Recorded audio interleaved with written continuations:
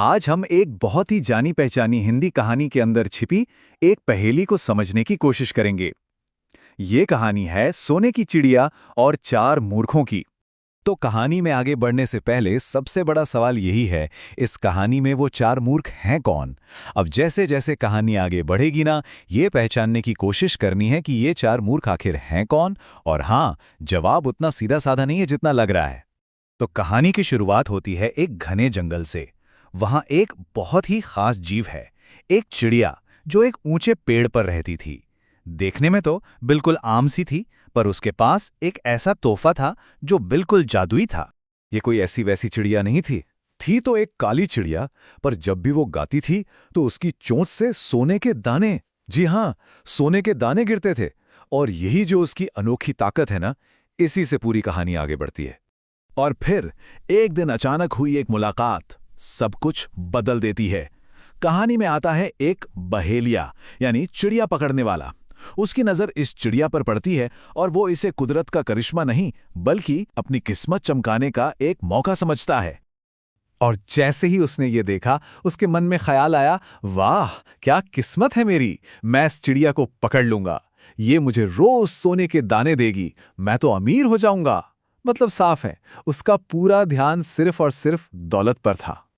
और बस अपने इस लालच को पूरा करने के लिए उसने एक प्लान बनाया। बहुत सिंपल सा प्लान था। जमीन पर जाल बिछाया, उस पर चारे के लिए चावल के कुछ दाने बिखेर दिए, और बस चिड़िया जैसे ही दाना खाने नीचे उतरी, वो जाल में फंस गए। और योजना काम कर गई। बहेलिया हर दिन सोने के दाने जमा करने लगा और देखते ही देखते वो एक अमीर आदमी बन गया। उसका जो सपना था वो पूरा हो गया था। पर जब दौलत मिल जाती है तो क्या वो काफी होती है? अब बहेलिये को सिर्फ अमीर नहीं रहना था, उसे चाहिए था नाम, शोहरत, इज्जत।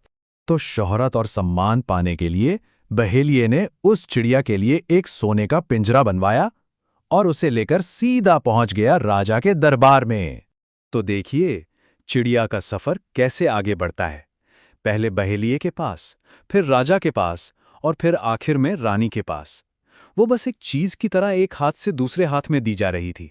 उसने वो सोने के पिंजरे वाली चिड़िया राजा को तोहफे में दे दी।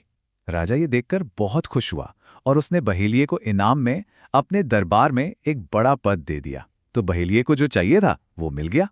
अब राजा ने भी खूब सोना जमा किया, और जब उसका खजाना भर गया तो उसने वो चिड़िया अपनी रानी को उपहार में दे दी। और यहीं पर कहानी एक बहुत ही अनएक्सपेक्टेड मोड़ लेती है। रानी का फैसला। रानी ने कुछ ऐसा किया जिसके बारे में किसी ने सोचा भी नहीं था। उसने पिंजरे का दरवाजा खोला और चिड़िया को आजाद कर दिया। बस एक छोटा सा काम जिसने सब कुछ बदल दिया। इसके बाद उसने वो सोने का पिंजरा शाही सुनार को दे दिया और उससे कहा कि इसके खूबसूरत गहने बना दे। मतलब रानी को उस जादुई चिड़िया से ज्यादा उस सोने के पिंजरे में दिलचस्पी थी। अब आता है कहानी का वो हिस्सा जहां राज खुलता है।